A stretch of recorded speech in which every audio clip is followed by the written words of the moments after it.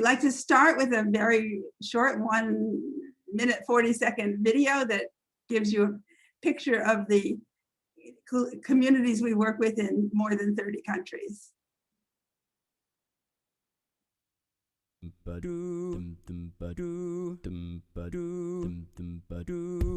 Yisrael, Am Yisrael, Yisrael, Am Yisrael, Yisrael, Am Yisrael, Yisrael, Am Yisrael, Am Yisrael Chai, Am Yisrael Chai, Am Yisrael, Am Yisrael, Am Yisrael Chai, Am Yisrael Chai, Am Yisrael Chai, Am Yisrael, Am Yisrael, Am Yisrael Chai. Od Avinu Chai, Od Avinu Chai, Od Avinu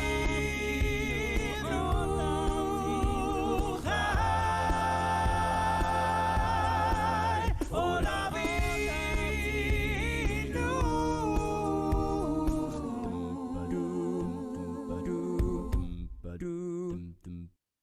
So Kulanu supports isolated, emerging, and returning Jewish communities around the world. We've been in existence since 1994. And since the pandemic, starting last April, we started having these online sessions to get to know people in the communities we work with, and sometimes also other people who've done work with communities that we work with. This session will be the 18th program since the pandemic, and you can see the previous programs if you go to kulanu.org/recorded-sessions. And Molly, maybe you'll put that in the chat. We want to thank our sponsors, Richard Frankoff and Lily Kaufman. Thank you so much for your special support. And I'd like to introduce Bonnie Sussman, who will introduce our speaker. Bonita Sussman serves as Vice President of Kulanu and has traveled extensively with her husband, Rabbi Gerald Sussman, to emerging Jewish communities around the world. She is coordinator of Kulanu's work with new communities on the editorial board of the Kulanu magazine, and she has led this effort to do Zoom program among many other projects that she spearheads. She's also been the main coordinator of our efforts related to conversions. With that, I introduce Bonnie.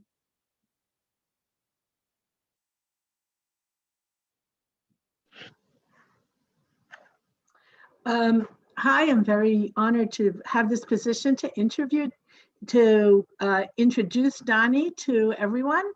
Dani Rotstein is originally from New Jersey, but fell in love with Spain when he spent his junior year of college studying in Madrid. He produces TV commercials. Dani moved to the island of Majorca in 2014, where he learned of the taboo history of the island's descendants of Jewish conversos named Chuetas. He became involved with the local Jewish community of the Balearic Islands and began focusing on community building. In 2018, together with his wife Carla, he founded Limud Majorca, and they have run over 50 successful events.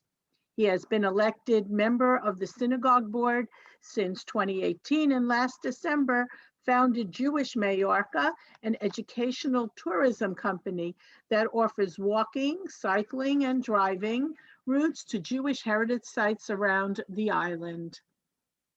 He believes that the revival of modern Jewish life in Spain shows that greater awareness and tolerance can be achieved throughout Europe and the world. Okay, Dani, let's go with it. Well, thank you so very much, Bonnie and Harriet and Molly and everyone with Kulanu. It is an incredible pleasure and honor to be speaking with you all today. And really, a huge thanks goes to Kulanu, the organization, because once we were connected, we felt like we were part of a larger global family, and that I'm sure we are.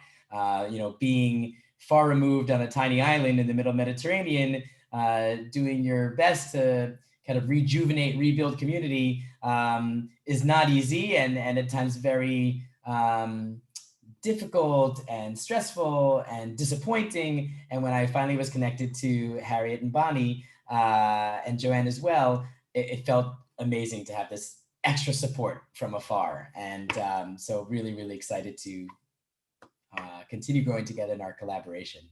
I want to just take a second for everyone to remember what it was like to travel, right? This like old time ago, is another era almost. And I want everyone to imagine that we are flying in to Majorca Island, and we're looking at those maps, that you have on the airplane, because many of us may not know exactly where Majorca is. So I'm going to show you all for those who may not know. And I also would like to ask everyone to go into the chat if you're able to.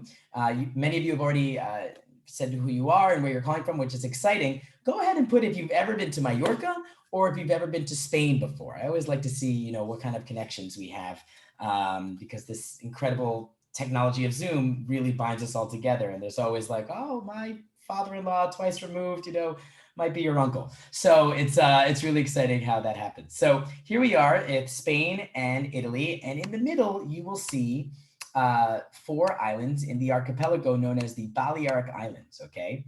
So on the top right, okay, right here, you see Menorca. It's a smaller island.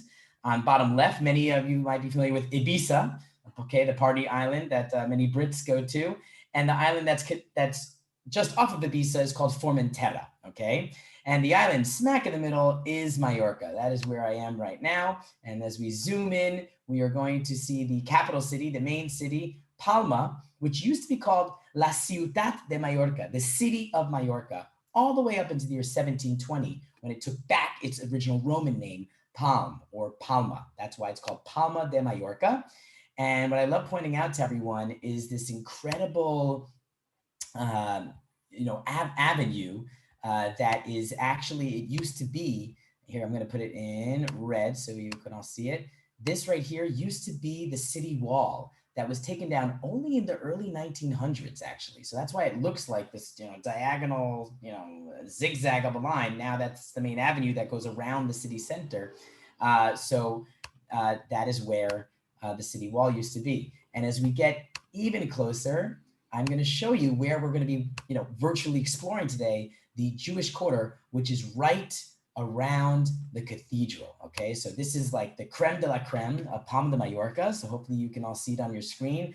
The huge cathedral of Mallorca, of Palma, that was built from the year 1300 to the year 1600. Okay, 300 years. Okay, to build that huge architectural masterpiece. One of the only cathedrals in the world built next to water. Okay, it's right next to the Mediterranean Sea. This is all repurposed land. Okay, so they made this highway, they made this lake in the 1950s, 1960s, when mass tourism became a thing.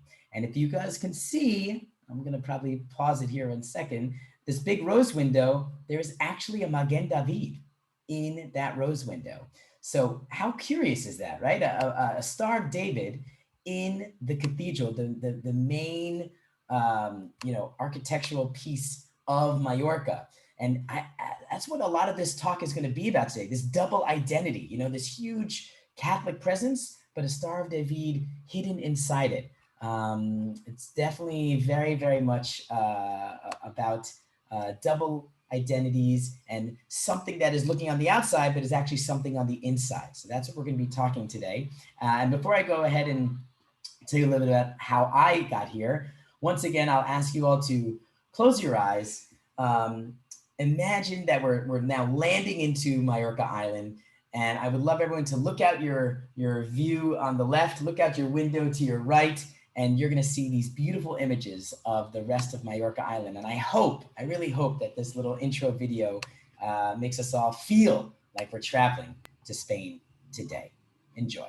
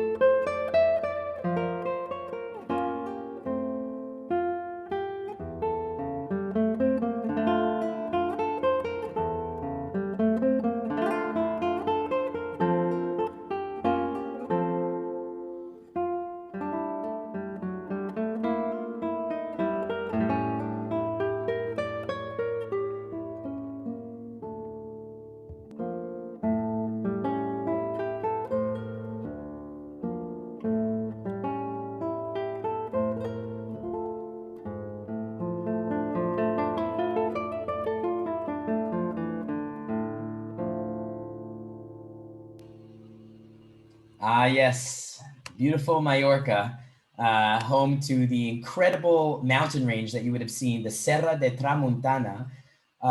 Actually, the German biking, Tour de France biking team comes down every February and March when we're not in pandemic and trains here.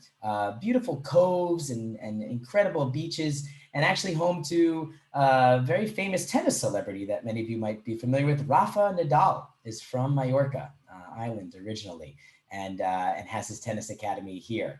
And it's so exciting to see the messages that many people have come to Majorca before on a honeymoon, others with a Spanish class back in 1968. Others have come and actually gone to services here at our synagogue, Merrill. That's wonderful. So really, really exciting. I'll encourage everyone to go ahead and put questions as they come up during my chat today. Also feelings or comments like many of you are doing already, which is wonderful. This is a way to keep this kind of interactive feel as we all hop on our virtual bus, okay?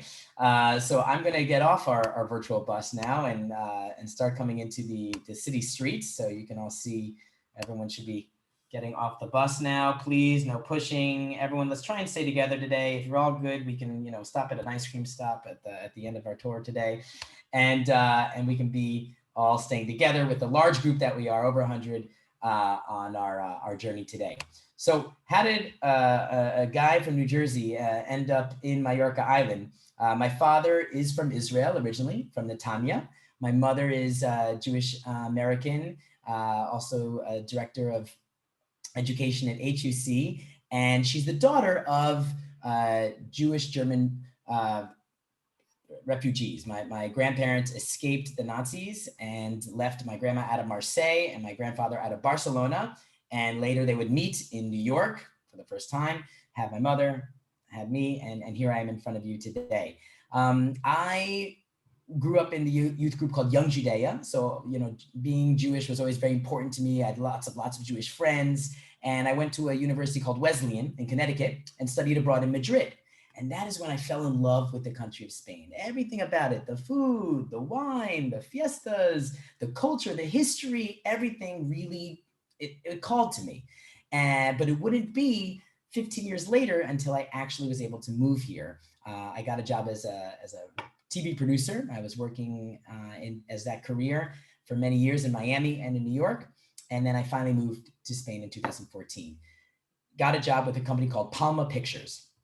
I'd never been to Majorca before. And upon landing, I thought I was going to be the only Jewish person on the island, because Spain is not known for its large Jewish community today, unlike when it was in medieval times. And so I'm talking to a friend at work when I just had landed, and I mentioned that, I'm Jewish, and they said, oh, you should go to the synagogue here. And I was like, you mean like a synagogue that I have to dig down deep to move the cobwebs and go under? What do you mean a synagogue? I said, no, there's one right in the middle of town.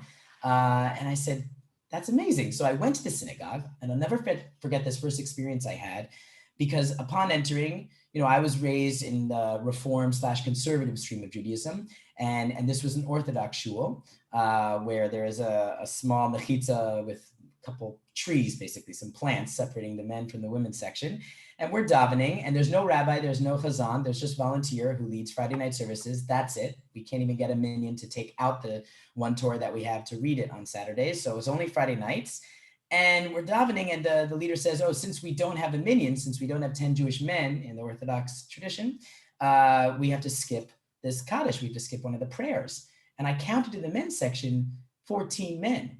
And I couldn't understand why we were skipping. So I asked the guy next to me, why are we skipping the prayer when we obviously have a minyan? We have 14 men here. And he said to me, clear as day, as if everyone knows, oh, that's because some of these men are not Jewish, they're chueta.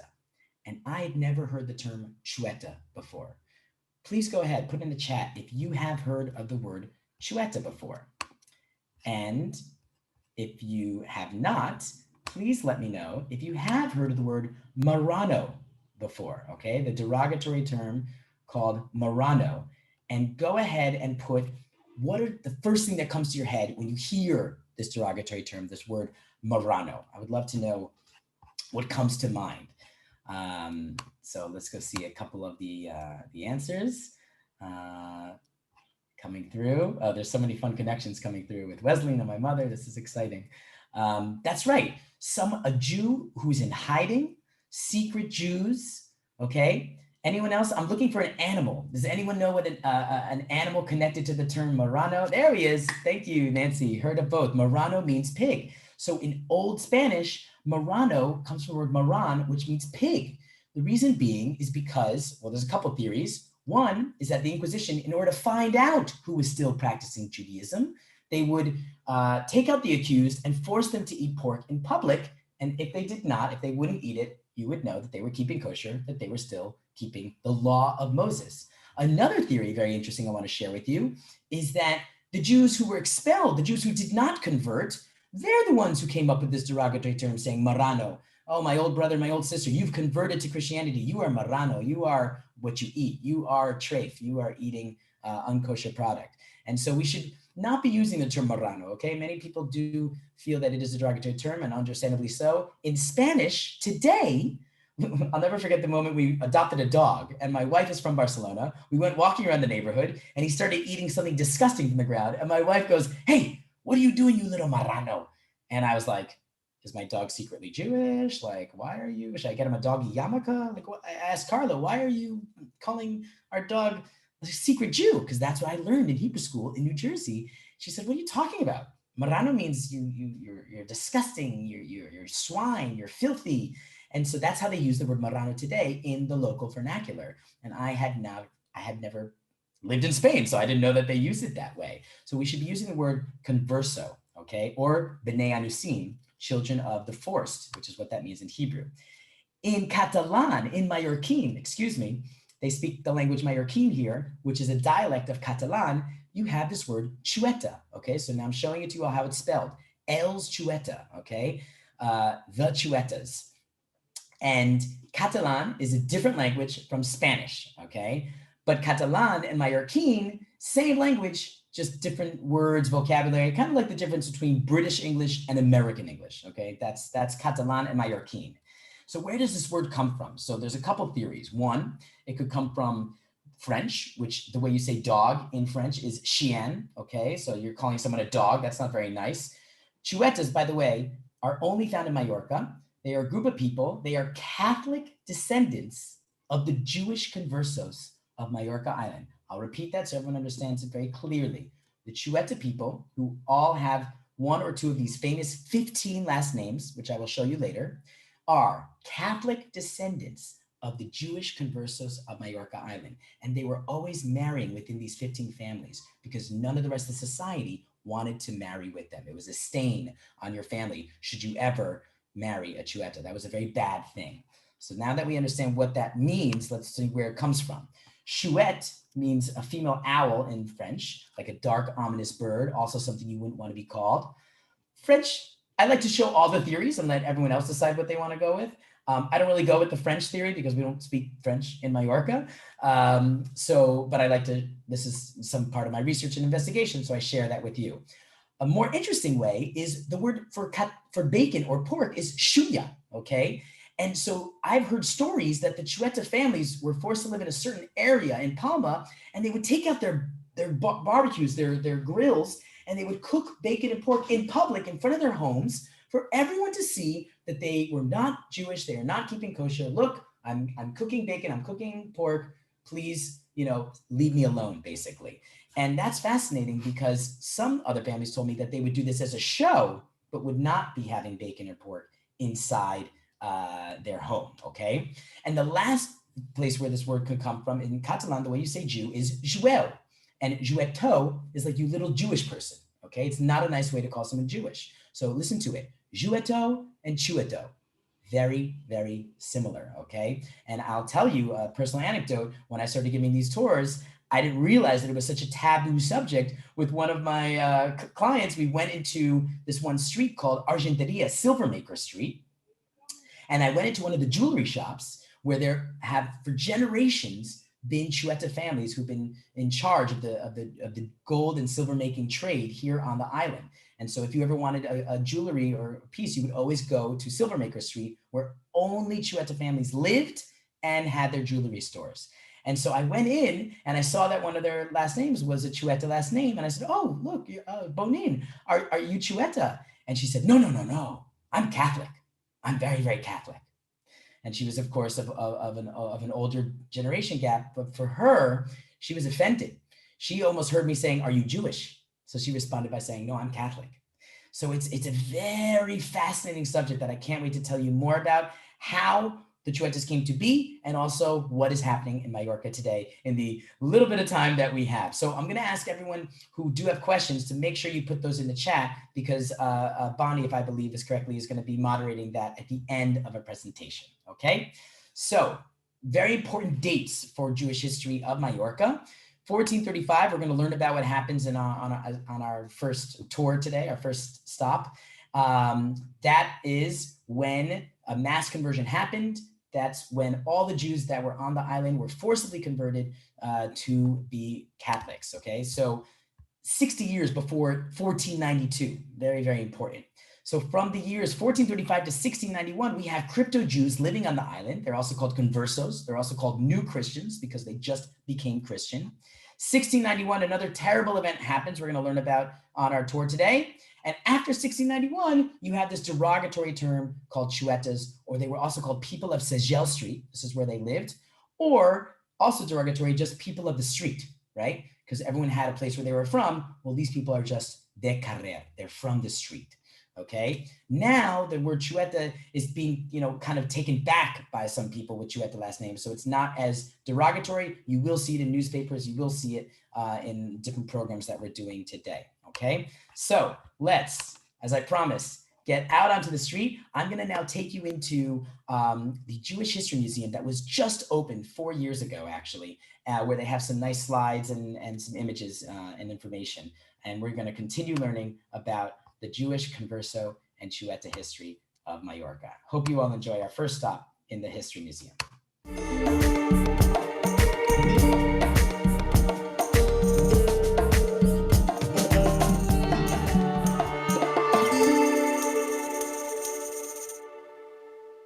(1492), we know that the Catholic kings, Ferdinand and Isabella, expelled all the Jews from Spain. They had 4 months to get their things and leave. In Majorca, we're an island.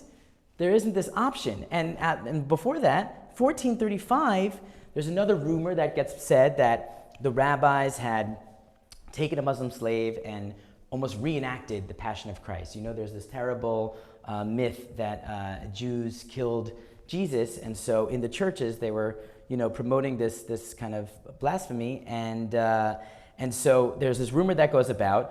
Again, the population wants to annihilate all of the Jews, and so the rabbis say, instead of please don't kill all of us, how about we convert? So there's a mass conversion, okay? Hundreds of Jews go into a church that we're going to see today as Jews, they get baptized, and they come out as Christians. This is very, very important, because if you're one person and you want to convert, okay, I can believe that. That's an honest conversion. But if you're a group of people and you all go to get converted at the same time, maybe it's not a real conversion. Maybe you're doing it to save yourself. And so, do you think that the Christians, upon their conversion, reacted like, hello, welcome, my new brothers, can't wait to teach you all the cool things about Jesus Christ Superstar? Probably not. They probably said, we don't trust you, we suspect that you're doing this to save yourself, we're going to create something called the Inquisition that's going to find out who's a true convert and who's still practicing the law of Moses, secret in behind closed doors. So when 1492 happened, saying all the Jews have to leave Spain, there are no Jews left in Majorca, because 60 years before that, they'd all been converted. So that's super, super important, because in other places in Spain, you could get on your horse and go to North Africa or go to the Pyrenees, France. But in Ireland, there's not an option to leave. It's either convert or die. Those are your options. You need a lot of money to get on a boat and go somewhere else. And people did do that. They were able to escape. A lot of places people went to is Livorno, okay, in Italy. And there's a saying, I believe, in Mallorquin that once you go to Livorno, no retorno, go to Livorno, like they say that here. And it comes from the times of when the Jews would leave. And in Livorno, it was a merchant state. It was not run by the papacy, so Jews were accepted there. But once you got to Livorno, you were with other Jews, you were never going to come back to Majorca. So it's very, very interesting. 1435, big, important year. We come to these panels right here.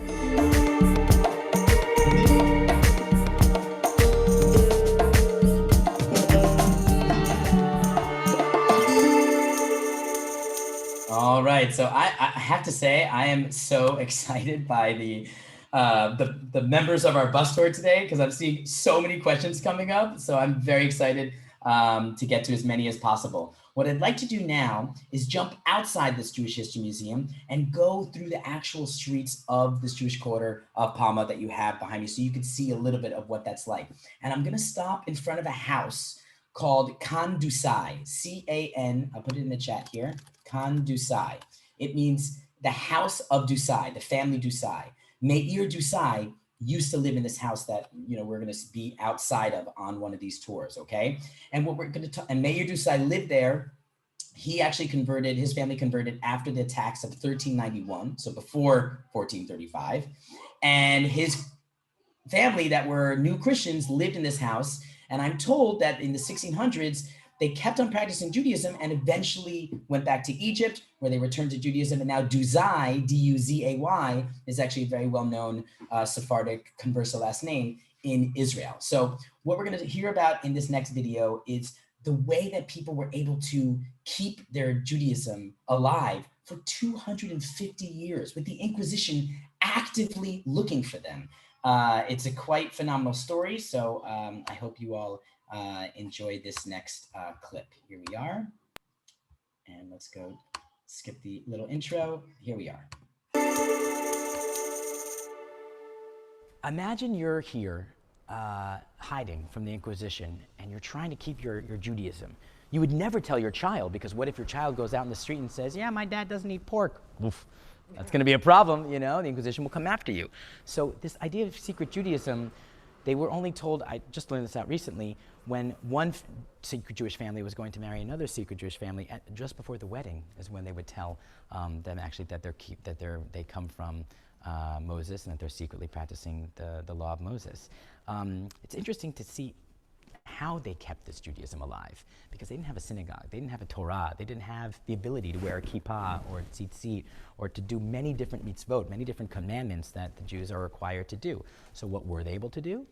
They were able to keep Shabbat on Saturday, right? No working, no cooking, no lighting a fire. But I'm told that inquisitors would walk through the old Jewish quarter here and look up and see the chimney on Saturdays. And if there was no smoke going up on Saturday, then they would say, "Oop, maybe there's someone not cooking food. Maybe there's someone in there not lighting a fire. Maybe there is someone secretly practicing Judaism inside." Food, right? We talked about, there's something called sobrasada picante. A lot of spicy sobrasada. So I'm told by Tony Pina that the sobrasada picante was actually created by the secret Jews because it was a way they added a lot of spice and they take out the pork and they put in chicken instead. So if everyone were ever to try it, they would notice the spiciness, but they wouldn't pick up on the fact that there's no pork, that it's chicken. So there's many different ways that they were able to keep their Judaism. And one of the most important ways is the holidays. So for a few of us that are Jewish here and know a little bit about the holidays, take a wild guess. What do you think, what holiday was the most important holiday for the secret Jews of Majorca? Okay, our first guess is Rosh Hashanah, which is right now. We're celebrating the Jewish New Year. That is not correct, but a good guess. Pesach, the second one that everyone guessed for. Passover, right? This big holiday for us of keeping, remembering when we were slaves in Egypt. Also not correct. I'm going to give you the answer because we're a little bit short on time. We could be here a long time and we'll still not guess it because it's not obvious. The most important holiday for the crypto Jews of Majorca in the 1600s was Purim. Purim is this holiday that celebrates when we almost were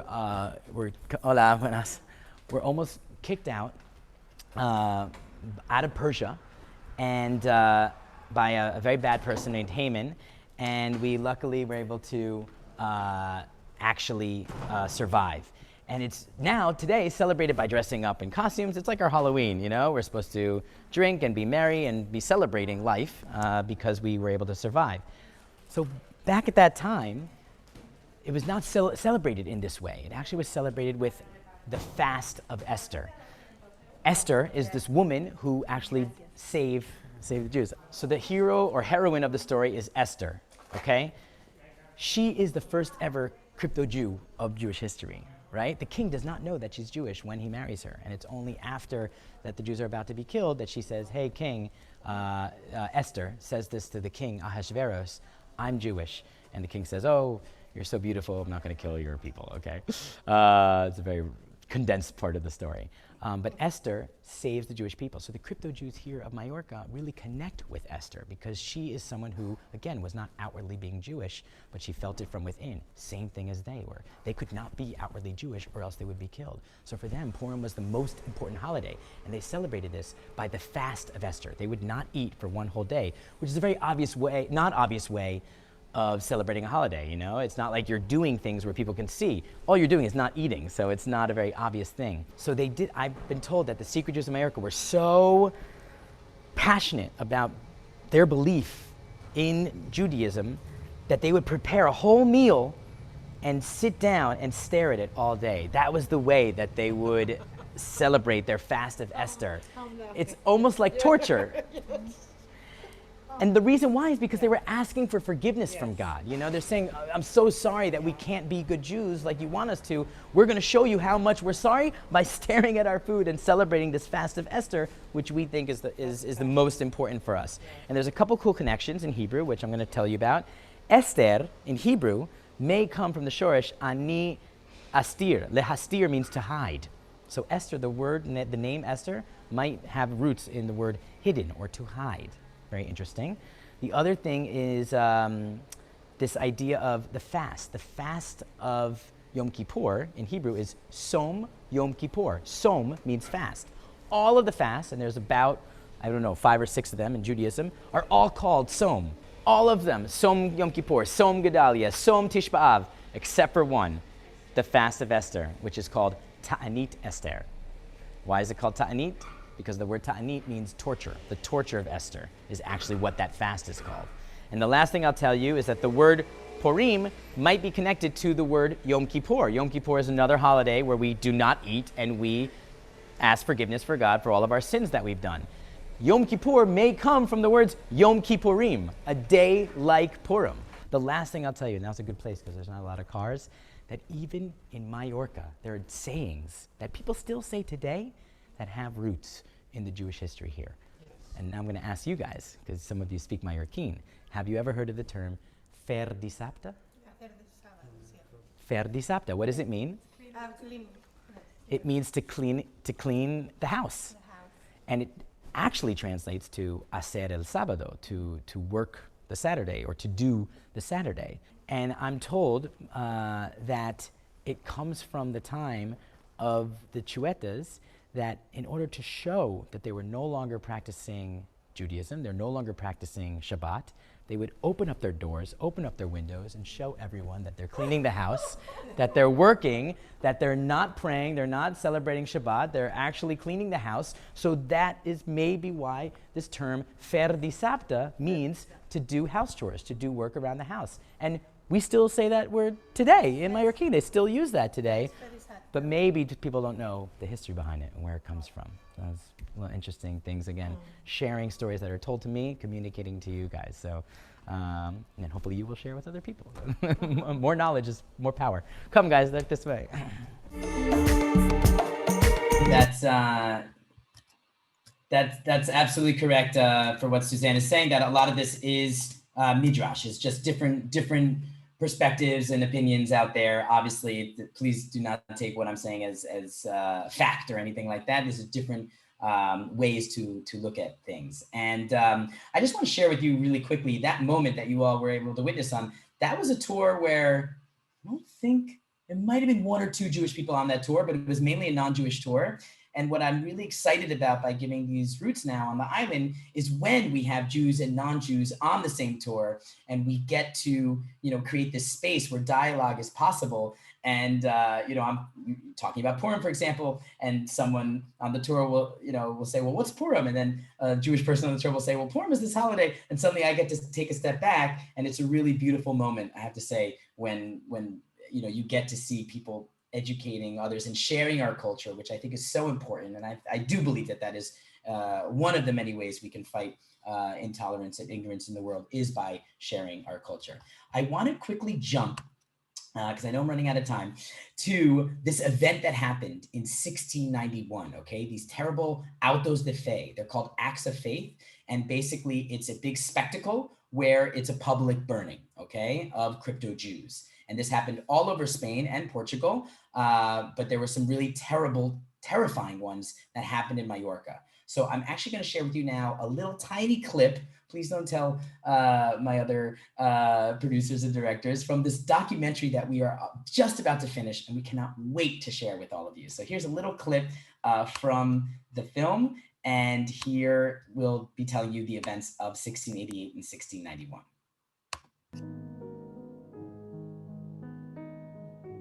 The old walls and tiny alleyways of Palma's Jewish quarter are a perfect setting for a scavenger hunt or escape room, recalling the times when Jews had to hide from the Inquisition. On the evening of March 7th in the year 1688, one of the most dramatic episodes took place. A group of about 40 crypto Jews secretly boarded an English ship in order to flee the Inquisition. Unfortunately, a storm was brewing at sea and caused the ship to never leave port, and they had to return to the walled city, where they were reported and captured. They were tortured and kept in the secret prisons for 3 years, and in 1691, 4 autos de fe, or public executions by way of burning at the stake, were held, in which 88 people were convicted. 37 of them condemned and killed. 3 of them, Caterina Taronji and Rafaelette Benito Taronji and Rabbi Rafael Vaz, were burned alive in front of 30,000 people for not giving up their Judaism publicly. It is what is remembered in the Mallorquín language as the Cremadissa. It is after this terrible event that the descendants of the Jewish conversos will begin to be called Chuetas. It's a real story. It happened here, and it's that night, and you're trying to get together, and you have to do a couple tasks and certain things before you can escape, get out of the city, and get on a boat and go to freedom, because the Inquisition is here and they're coming after you. Cool. You're trying to get out for your life, and you come out of it a little sad, a little depressed, because no matter which way, the story doesn't end well for you. Yeah.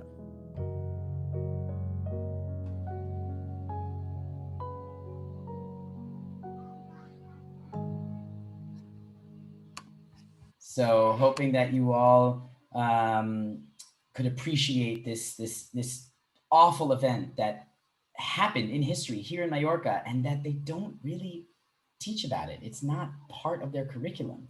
And so what we are trying to do, the Jewish community, Limud Majorca, many other Chuetas who are, maybe not interested in returning or converting to Judaism, but at least interested in saving this history that is super taboo, because even the Chueta families now today will not tell it to their own kids. We're trying to keep this history alive. We think that this is important and that we need to talk about history in order to make sure that it never happens again.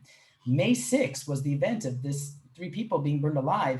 This past year, we celebrated 330 years since that event in the plaza where it took place, where there is now a memorial, which is incredible, that just was put there 2 years ago. And finally now in 2021, we were able to actually talk about this incredible dark history that happened on this island. And I want to share with you all the names, the 15 names of the Chuetas. And I'm going to play the names being sung by a very good friend of mine who's an incredible singer who's Sephardic from France.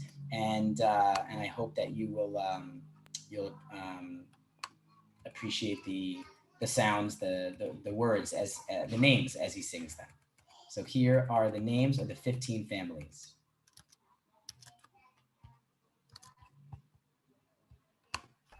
Aguilo Bonin Cortés Fortesa Fuster Martí Miro Pico Pinia Pomar Segura Taronji Valenti Ayeriola Vai. So I want to share with you all, jumping fast forward into, I apologize for the moving of the screen in front of you all. What is happening today? So this tourism boom happens in the 60s, in the 50s and 60s. British Ashkenazi expats come down to Majorca to create a new life, to retire here. And they opened up the community. This is actually, they established the cemetery in 1973, but they established the community in 1971. Okay, Franco was still here. He was still dictator. In fact, they wanted to create a kosher restaurant. They wanted to bring a rabbi from England to kosher the restaurant in the hotel. Franco wouldn't allow it, but he said, you can use the rabbi in Madrid. So they were able to have the rabbi in Madrid come in 71 and make this kosher restaurant that only was valid for a couple of years. Then it stopped. Nikolai Aguilo, who is Chueta, was made fun of all his life for being Chueta, decides, well, if I'm going to be treated like a Jew, I might as well go and see what all this is about. Makes Aliyah in 77. He is now Rav Nisan ben Abraham. He has 12 children. He lives in Shiloh, and he is one of 2 Chueta rabbis that live in Israel right now, ultra-Orthodox. One lives in Shiloh, and the other one lives in Bnei Barak. His name is Rav Fuster. 1987, you can see the synagogue down below here was founded. That's the same synagogue that I went to when I first moved here, and that I'm now sitting member of the board. These are 2 books that we would mention. That fictional novel called In the Last Blue by Carmen Riera talks about the events of 1691, the burning and the escape, and the Conversos of Majorca by Angela Selke. I'm happy to send all of this bibliography to Harriet and Bonnie and Molly, and they can share any further reading that you would like to do. 2011, Rav Nisim Karolitz in Bnei Barak makes a huge decision saying that if you are Chueta by your mother, and you could show that starting from 1920, you have only a Chueta mother line, you do not need to convert to Judaism. You can do what's called a return.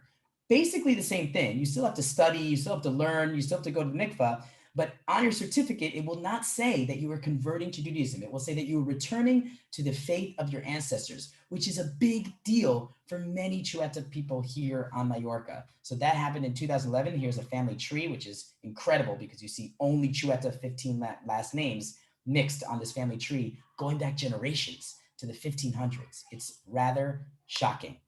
And in April 2018, my wife and I started Limud Majorca. We thought 15 people were going to come. Suddenly 85, 90 people showed up. We had many people who were Chueta, many people who were Jewish and Sephardic from North Africa, from other parts of Spain, Ashkenazi, of course, from Argentina, England, Germany. We all got together and we did a wonderful Limud, which is a learning conference where we all did Rikudiyam and learned about food and literature. It was really beautiful. Sorry if it sounds like I'm Russian, because I am. August 2018, 3 huge events happened in history of Majorca. First, they put this in beautiful but very quaint memorial in Plaza Gomila where the burning took place. You will see that there's a menorah and the Shema is written in Hebrew, and it says in Catalan, in Mallorquin, the city of Palma, to the memory of 37 Chuetas that were executed here for believing in their faith. So that's huge because they've been asking for that memorial for 50 plus years, easily. Other really exciting news, Tony Pinchas ben Abraham, who converted to Judaism, because his mother was not Chueta, marries his second marriage, Chiska Weiss, who is a direct descendant of Raphael Weiss, the last kind of crypto-Jewish rabbi who was burned alive at the stake. They got married under a chuppah in Israel, the first ever wedding between 2 Chuetas in Israel to ever take place in 2018. Very exciting. And you will see the new board was elected for the synagogue, myself, along with Ari Molina, who is originally from Girona, and 2 Chuetas, Mikel Segura, who's our vice president, and Tony Pina, who is our head of kosher. 2 Chuetas who not only are members of the Jewish community today, but are now leaders of the Jewish community today, which is creating quite a bit of conflict because I, for one, believe it's incredible to have people who have returned to their faith now leaders of the community. Others disagree and say they never grew up in a Jewish community. They just, returned to Judaism 10 years ago. How will they know how to lead a Jewish community of very diverse Jews? We have people from Argentina, as I said before, US, Canada, Iran, Costa Rica, Jews from everywhere. Israel, when they hear the word synagogue, they turn around the other way. They want nothing to do with the synagogue. We have such a diverse, how are we going to keep this community together? How are we going to keep this as one? Are we going to break off into different factions? Are we going to build a brighter future for the Jewish community of Majorca?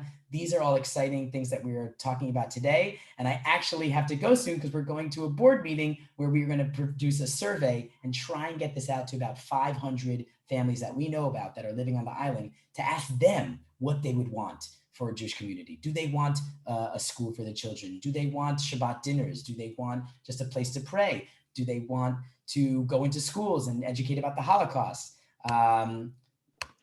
Is there a Jewish revival taking place today?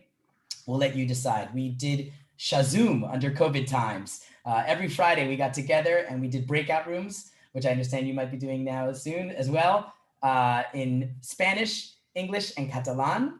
And every Friday we got together to hear music and we lit the candles together and we did Kiddush. It was a very beautiful thing. We were written about in the BBC. We are also doing events with the City Hall, and that's what I will close with now.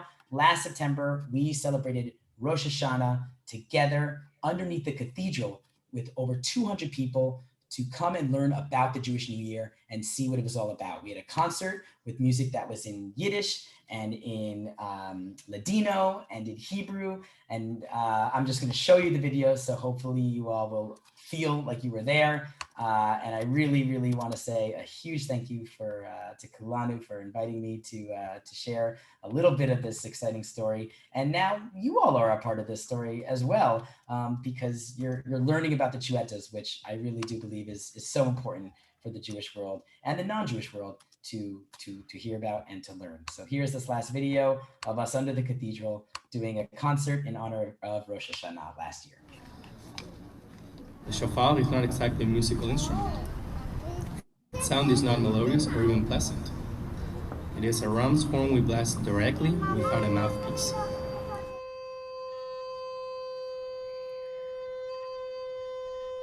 It is a sound that calls us to introspection and self-reflection, but also to action, to improve the world we live in.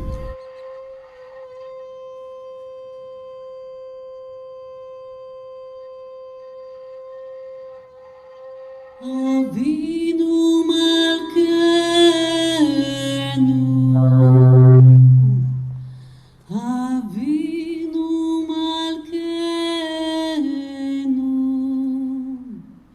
Avinu Malkeinu, Haneinu Aneinu, Ki en banu ma'asim. Aseh imanu, tzedakah v'chesed. Aseh imanu, tzedakah v'chesed, be'oshieinu.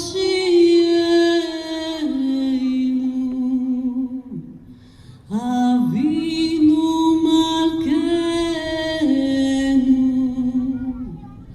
Avinu Malkeinu.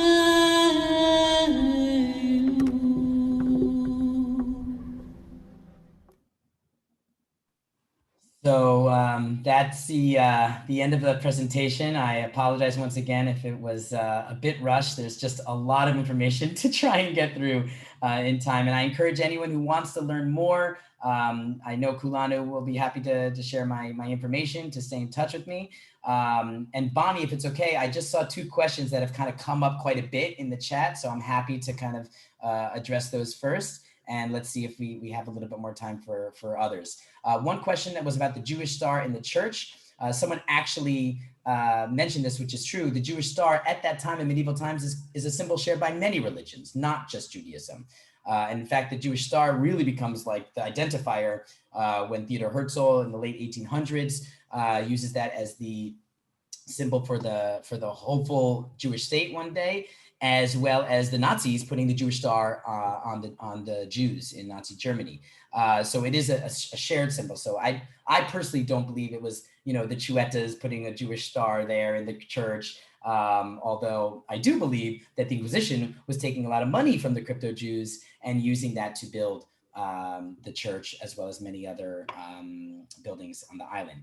Another question that I saw came up was about my experience in the synagogue when there were people that are going to synagogue but not counting as minyan. What's that about, right? In the States, we have enough trouble getting people to come to synagogue. Now in Majorca, we have people that are not Jewish going to synagogue. So it's true. There are many people, Chueta or non, that want to learn about either their Jewish roots or just Judaism in general. And what I actually love about our community is that after, of course, getting their identification and going through security, we do let people who are not Jewish come into the shul and partake in the synagogue. Of course, we can't count them as a minyan. So again, another conflict coming, because there are some Chuetas who believe, like Rav Nisim Karelitz has said, that if you have a Chueta last name from your mother and you have a family tree to prove it, it's like you're Jewish. It's like you can count as a minyan. There are others that believe, well, no, they shouldn't be able to count as a minyan. They don't even know the first thing about Judaism. They need to return to the faith in order to participate. So there's so much interesting themes and conflicts that are taking place here, which I invite you all to explore, hopefully when you get into the smaller groups. All right, Bonnie, I'm going to turn it over to you and to see if we have other questions to go for. So you got some of the questions. Here are some more of the questions, which I thought, was Miro a Chueta, and was Modigliani's family Chuetas? So the quick answer is Miro is not a Chueta because it's from his father's side, and the Miro family is from Barcelona. Okay, so if you are Cortez or Bonin or Miro, not from Majorca, you are not Chueta. If you are Miro from Majorca, then you are Chueta. So it's weird because John Miro eventually moved to Majorca and died here, but he actually was not born here and his family is not from here. And the Modigliani, I do not know the answer. I haven't been able to research his family tree. Okay, is this story similar to the one in Portugal and Porto? Yes, there's definitely a lot of similarity between the crypto Jews of Majorca and the crypto Jews of northern Portugal and pretty much all throughout. The only difference I would understand it as, they actually, because some of them lived in Bragança, Belmonte, they lived in these tiny mountainous areas that they were actually able to kind of keep, some Hebrew and some traditions all the way up until the 1930s, 1940s, when they were quote unquote discovered as being Jewish there. In Majorca, not so much, because there's very few traditions that have come down from the family in the Chueta families. Some, there are, we talk about it in our documentary, there are some that have 2 knives, 1 knife for meat, 1 knife for dairy. And that's just something that they did in their family, okay? They don't know why, it's just something that was passed down. I'm trying to think if there's any others. Chiska likes to talk about how her grandfather, every time during Easter, would talk about the Exodus and the Jews leaving Egypt. So when she went to school and she got older, she didn't understand why everyone was talking about Jesus, because in her family, they were talking about Moses. So because of this discrimination, because of this marginalization, this stigma that no one ever wanted to marry with them, that they were always treated differently, the Chuetas, in a way, did hold on to their Jewish spirit, their Jewish flame, enough that about 15 members have now returned back to Judaism, which I personally find very inspiring and very, very, Okay, uplifting. I'm going to try to do it a little bit quick. Sure, I'll go quicker Can you too. say some words about the auto de fe that happened elsewhere?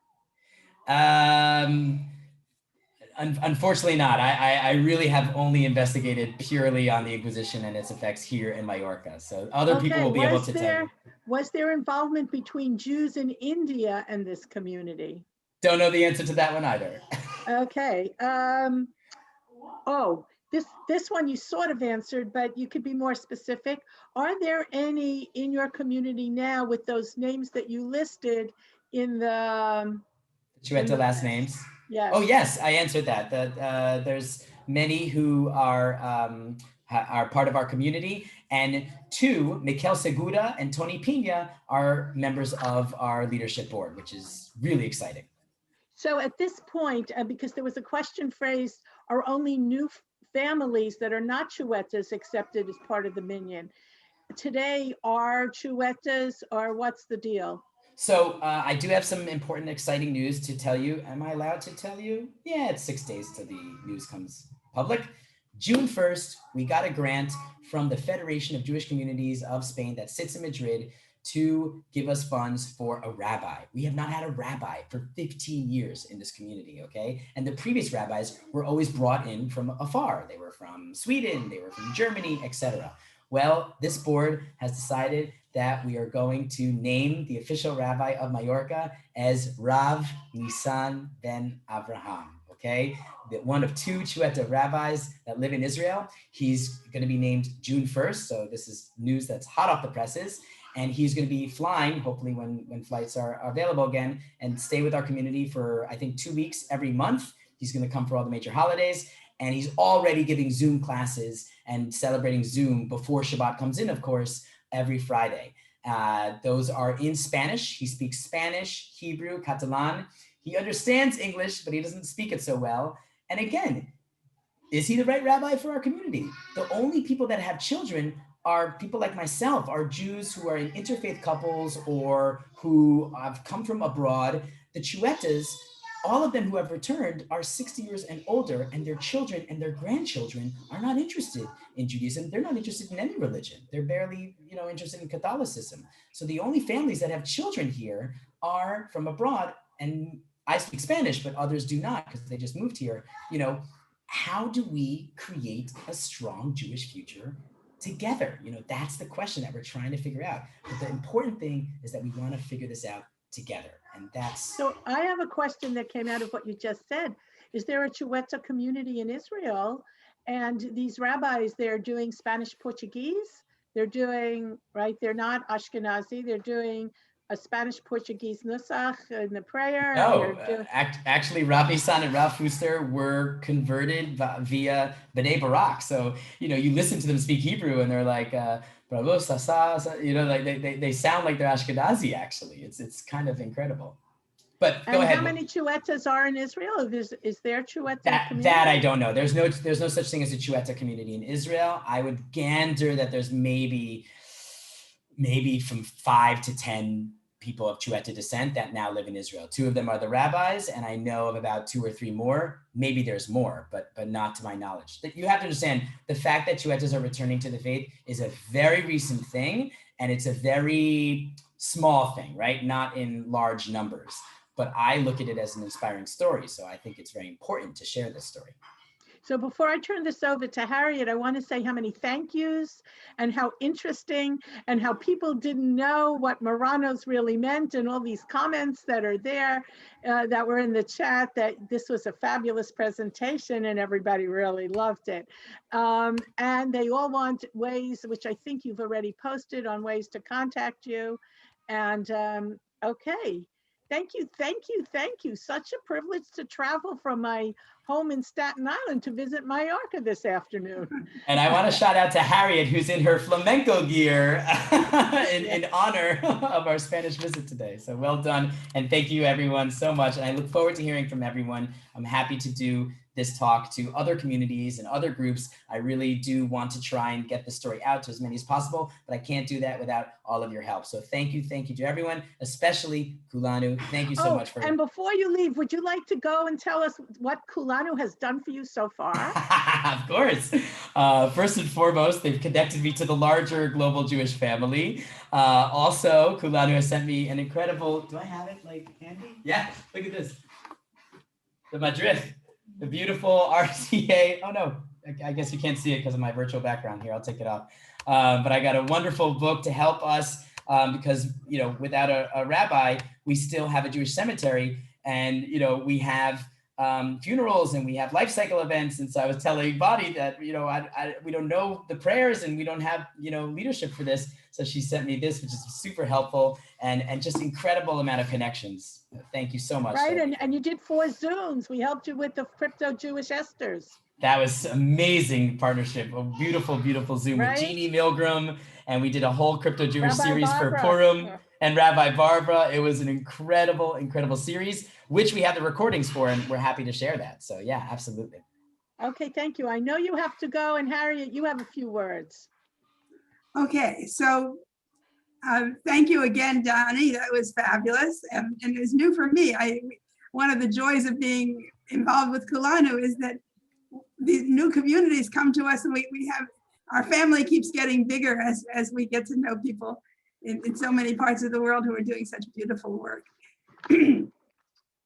And this is time for my pitch to say to all of you that we do this work with your support and the support of people around the world who believe what we're doing is important. And I want to invite you to dig deep in your pockets and do what you can to support Kulanu. You can make the donations either on the page where you registered or at kulanu.org/donate. And we really appreciate your support. We also appreciate your passing the word on to other people you know who might be interested in this work. Invite them to another Zoom or to look at our website or Facebook page. And we're so glad to have, for those of you who are new, we hope that you'll become part of our worldwide Jewish Kulanu community. Kulanu means all of us in Hebrew. Right now, as